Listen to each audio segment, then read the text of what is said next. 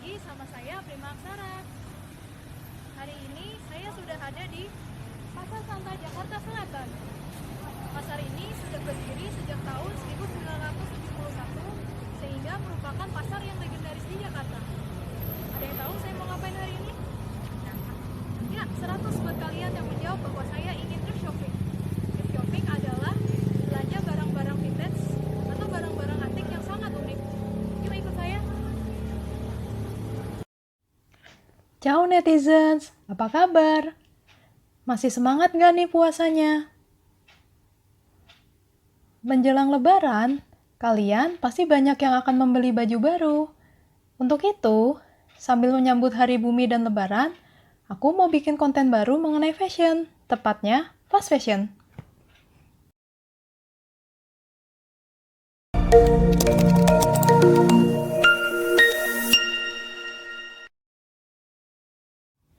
Disclaimer dulu nih netizen, saya di sini hanya ingin menjelaskan penjelasan ilmiah, jadi saya tidak mengendorse ataupun menjelekkan suatu brand. Kalian pasti familiar dengan brand-brand seperti H&M, Gap, Zara, Banana Republic, dan Uniqlo. Brand-brand tersebut banyak bertebaran di mall-mall besar di Indonesia. Ya, brand-brand itu dinamakan brand fast fashion. Fast fashion adalah istilah yang digunakan oleh industri tekstil yang memiliki berbagai model fashion silih berganti dalam waktu yang sangat singkat, serta menggunakan bahan baku yang berkualitas rendah sehingga tidak tahan lama. Contoh saat memasuki musim panas, retail fashion akan meluncurkan berbagai koleksi musim panas.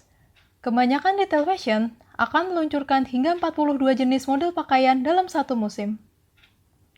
Di zaman dulu, sebelum adanya industri fast fashion, produk fashion merupakan produk yang sangat mahal karena satu baju dijahit dengan tangan dengan sangat detail.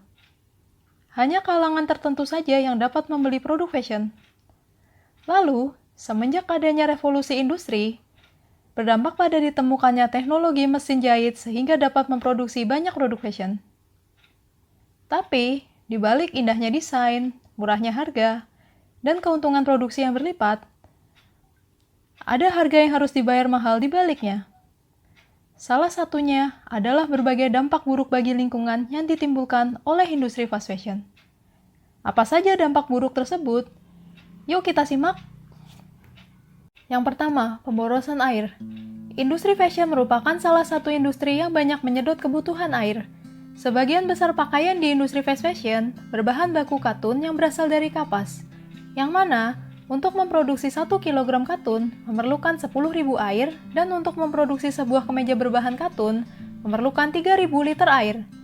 Jadi, bisa dibayangkan banyaknya air yang digunakan dalam produksi satu pakaian saja. Yang kedua, bahaya pencemaran air akibat pestisida.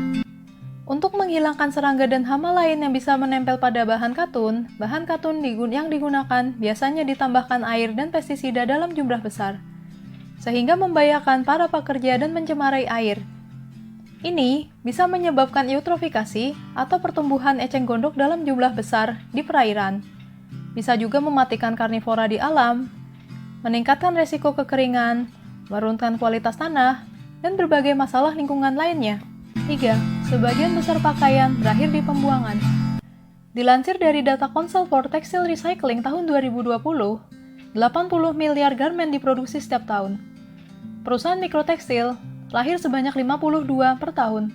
Di seluruh dunia, semua industri tekstil menghasilkan pakaian 400% lebih banyak dibandingkan dengan 20 tahun yang lalu. Jika pakaian seseorang dipukul rata-rata, kebanyakan orang hanya memakai baju yang sama sebanyak 7 kali sebelum pakaian tersebut terbengkalai, disumbangkan, atau dibuang. Di Amerika, rata-rata individu membuang 35 kg pakaian mereka setiap tahunnya. Dan kebanyakan perempuan hanya menggunakan 20% hingga 30% pakaian yang ada pada lemarinya. Banyak juga industri fast fashion yang memilih untuk menghancurkan dan membakar bertonton pakaian layak pakai karena tidak laku. Insinerasi atau pembakaran ini tentu menimbulkan polusi udara akibat emisi karbon monoksida dalam jumlah banyak. 4. Pencemaran air akibat pewarna tekstil. Kebanyakan pakaian di industri fast fashion dibuat di negara-negara berkembang seperti Vietnam, Kambodia, Bangladesh, India, dan Pakistan, yang tidak memiliki regulasi ketat terhadap pembuangan limbah tekstil. Perwarna tekstil yang digunakan di industri ini berkontribusi sebesar 20% dari total limbah yang banyak mencemari perairan. Pewarna tekstil ini merusak ekosistem air dan membahayakan kesehatan manusia karena dapat menyebabkan diare, mual, muntah, dan gangguan pernafasan. 5. Mikroplastik merusak perairan. Selain katun, industri fast fashion banyak menggunakan material sintesis untuk membuat pakaian. Polyester adalah salah satu serat sintesis yang banyak digunakan di industri tekstil dengan 55% dari total produksi kain di seluruh dunia karena harganya murah dan mudah dibuat. Namun, serat sintesis ini menggunakan minyak bumi yang berbahaya bagi lingkungan dan tidak dapat terurai secara hayati. Secara teknis, polyester adalah polystyrene terephthalate yang juga disebut plastik PET, yang kemudian dicetak menjadi filamen atau benang dan ditenun menjadi kain. Pembuatannya menggunakan reaksi kimia etilen glikol dan asam ftalate, yang mana bahan kimia ini juga berasal dari bahan bakar fosil, udara, dan air. Produksi polyester sendiri membutuhkan banyak air, yang mana setelah air digunakan, akan terkontaminasi dan dibuang kembali ke saluran air. PET dalam pakaian termasuk mikroplastik. Mikroplastik sama dengan plastik pada umumnya yang memerlukan waktu puluhan hingga ratusan tahun untuk terurai secara alam. Selain dari limbah pabrik, mikroplastik dapat lepas ke perairan ketika pakaian dari brand fast fashion dicuci. Ketika mikroplastik terlepas di perairan, zat kimia berbahaya akan mencemari air. Mikroplastik akan masuk ke tubuh ikan dan dapat masuk ke tubuh manusia melalui ikan dari perairan tercemar itu. 6. Menghasilkan banyak karbon dioksida. Industri fast fashion menghasilkan 1,2 miliar ton karbon dioksida per tahun dan berkontribusi sebesar 10% dari total polusi CO2 di udara. Untuk membuat sebuah kaos misalnya, CO2 yang dihasilkan adalah 2,6 kg dan 11,5 kg emisi CO2 untuk memproduksi sebuah celana jeans.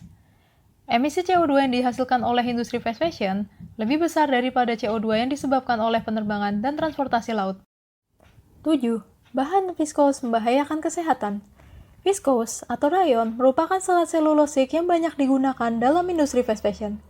Banyak perusahaan yang menggunakan bahan kimia berbahaya seperti karbon disulfide ketika mengolah rayon. Zat kimia ini dapat melepaskan gas H2S yang berbau menyengat, sehingga mengganggu pernafasan pekerja yang membuatnya. Selain itu, pemanfaatan rayon juga menghasilkan gas CO2 yang lebih besar daripada katun. 8. Gas rumah kaca dari nilon. Seperti polyester, nilon juga merupakan serat sintesis yang banyak digunakan di industri fashion. Biasanya serat jenis ini ditemukan pada celana ketat, stocking, pakaian renang, hingga pakaian olahraga. Serat jenis ini sama berbahayanya dengan polyester karena menggunakan minyak bumi sebagai sumbernya. Produksi nilon memancarkan nitrous oxide atau gas rumah kaca yang 3 kali lebih berbahaya bagi lapisan ozon daripada karbon dioksida. Selain itu, nilon tidak dapat terurai secara alami dan akibatnya dapat berada di tempat pembuangan sampah selama 20 hingga 200 tahun. Seperti halnya serat sintesis polyester, nilon juga melepaskan mikroplastik saat digunakan dan dicuci sehingga berdampak buruk bagi ekosistem perairan. 9. Bahan akrilik yang sulit terurai.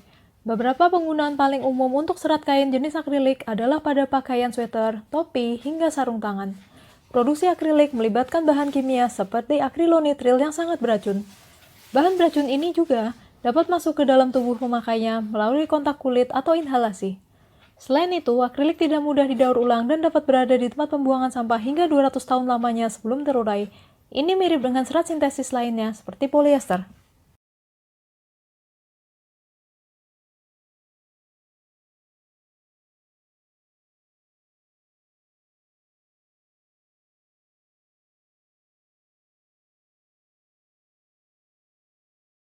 Selain memberi dampak buruk bagi lingkungan, ternyata industri fast fashion juga memiliki dampak negatif bagi sosial.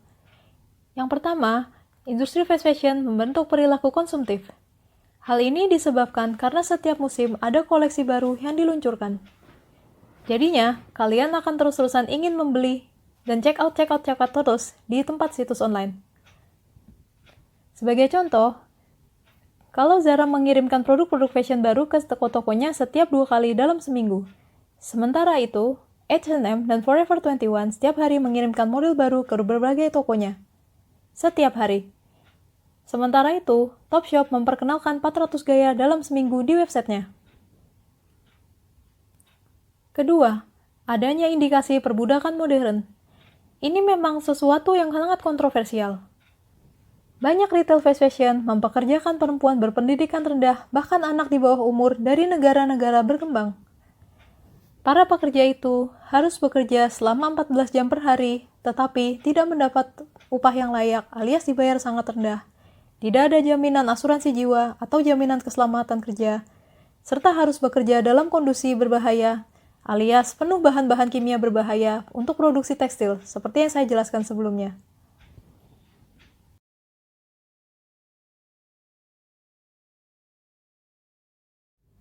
Melihat banyaknya dampak buruk dari industri fast fashion, kalian dapat mengurangi dampak buruk tersebut dengan cara membeli produk lokal, tidak menjadi korban mode sehingga membeli baju sesuai kebutuhan saja, dan membeli pakaian bekas yang masih layak pakai atau thrift shopping.